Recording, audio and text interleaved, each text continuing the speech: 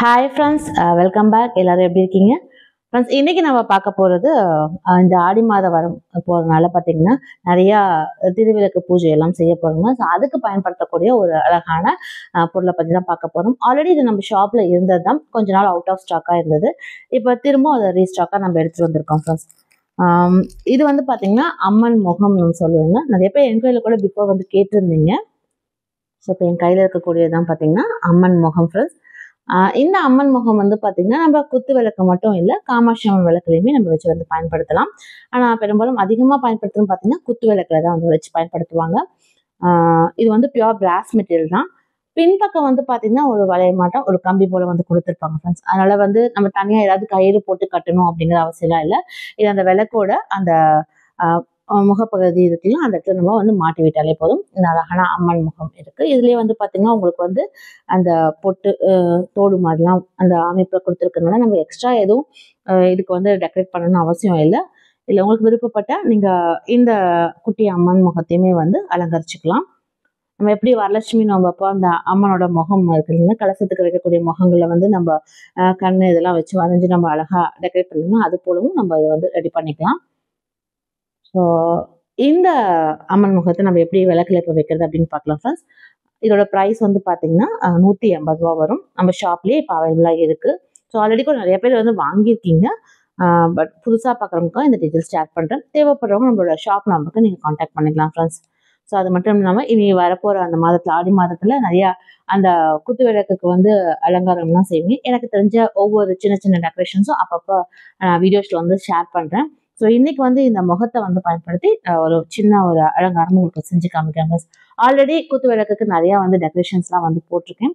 அதோட லிங்க் வேணால் நான் டிஸ்கிரிப்ஷன் பாக்ஸில் வைக்கிறேன். தேவைப்படுறவங்க அந்த டெக்கரேஷன்ஸையும் வந்து செக் பண்ணி பார்த்துக்கோங்க ஃப்ரெண்ட்ஸ். ஒரு தேவைப்பட்டால் நீங்கள் பூஜை அறையில் அது போல் வந்து விளக்கு அழகாக அலங்கரித்து வைக்கலாம். இப்போ வாங்க ஃப்ரெண்ட்ஸ், இந்த முகத்தை எப்படி நம்ம விளக்குல வச்சு நம்ம அலங்கரிக்கிறது அப்படிங்கிறது பார்க்கலாம். ஃப்ரெண்ட்ஸ், இன்னைக்கு நம்ம இந்த விளக்க அலங்கரிக்கிறதுக்காக நான் வந்து நித்திய கல்யாணி பூவில் வந்து வெள்ளை கலர் இருக்கு இல்லைங்களா, அது தான் எடுத்திருக்கேன். அது கூடவே வந்து இந்த மல்லிகை பூவோட இலை, ஏன்னா அது கொஞ்சம் திக்கா இருக்கும். அதனால இந்த 2 காம்பினேஷன் நம்ம வைக்கும்போது கலர் நல்லா அட்ராக்டிவா தெரியும் ஃப்ரெண்ட்ஸ்.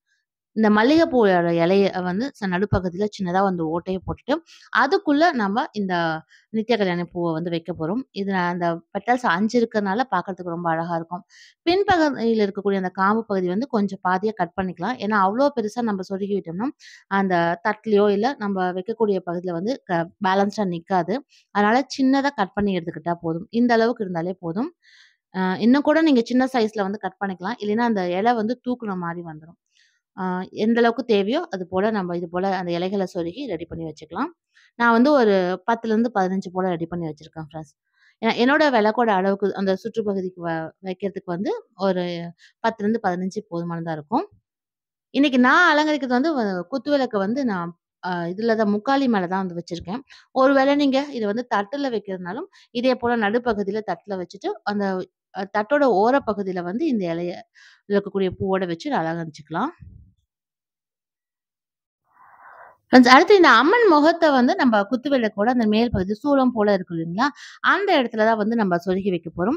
இல்ல பின்னாடி பார்த்தீங்கன்னா, வளையமா இது போல ஒரு கம்பி வந்து குடுத்துருப்பாங்க. அதனால தனியா நூல் போட்டு நம்ம ஏதாவது கட்டி வைக்கணும் அப்படிங்கிற அவசியம்லாம் இல்ல. அந்த அம்மன் முகத்த எடுத்துட்டு அந்த விளக்கோட மேல் பகுதியில அந்த சூலம் போல இருக்கக்கூடிய இடத்துல வந்து சொருகி விட்டாலே போதும். கரெக்ட்டா நின்னுக்கும். அதேபோல இந்த அம்மன் முகம் வந்து ஓரளவுக்கு ஒரு 1 அடி ஹைட்ல இருக்கக்கூடிய விளக்குக்கு தான் வந்து செட் ஆகும். மேல இருக்கக்கூடிய அந்த அகலம் வந்து கொஞ்சம் பெருசா இருக்கணும். ரொம்ப சின்ன சைஸ்ல ஒரு 5 இன்ச் போல இருக்கக்கூடிய விளக்குல வந்து வைக்கிறது கொஞ்சம் கஷ்டமா இருக்கும். ஏன்னா, அ இந்த ஹைட் வந்து மேல இருக்கக்கூடிய பகுதி வந்து ரொம்ப சின்னதா இருக்கும் இல்லைங்களா? அதனால சின்ன சைஸ் குத்து விளக்குல வந்து பயன்படுத்த முடியாது. இது போல நல்ல பெரிய விளக்கா இருக்கிறதுல தாராளமா இந்த அம்மன் முகத்த வந்து நீங்க வைக்க முடியும் ஃப்ரெண்ட்ஸ். ஸோ என்னோட விளக்குல கரெக்ட்டா வந்து நிக்கும். அந்த மேல் பக்கத்துல சொருகி விட்டாச்சு. நான் நூல்லாம் எதுவும் போட்டு கட்டல. ஸோ சின்னதா ஒரு டெக்கரேஷன். அந்த இலைகள எல்லாமே சுத்தியும் வந்து வச்சுட்டு, அந்த விளக்கோட தட்டு பகுதியில வந்து வழக்கம் போல நான் வந்து செவ்வந்தி பூ தான் வந்து வச்சிருக்கேன். ஏன்னா இந்த சீசன்ல அது கொஞ்சம் அதிகமாவே உங்களுக்கு வந்து கிடைக்கும். இது மட்டும் இல்ல, இன்னும் அழகா நம்மளுக்கு பூக்கள் கிடைக்கும்போது, அதுக்கு தகுந்த மாரி நம்ம அலங்காரம் வந்து செஞ்சுக்கலாம்.